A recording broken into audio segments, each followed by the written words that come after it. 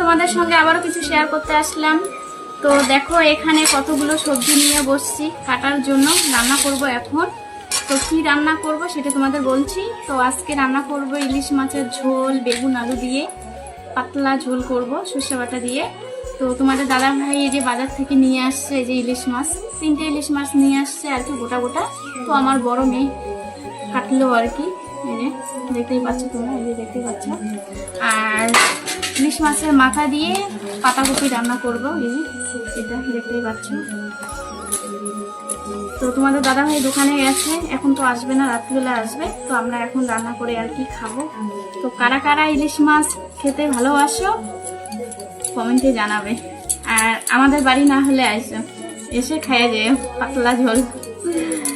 তো ঠিক আছে বন্ধুরা, এখানেই রাখছি, পরে তোমাদের সঙ্গে শেয়ার করছি। টাটা।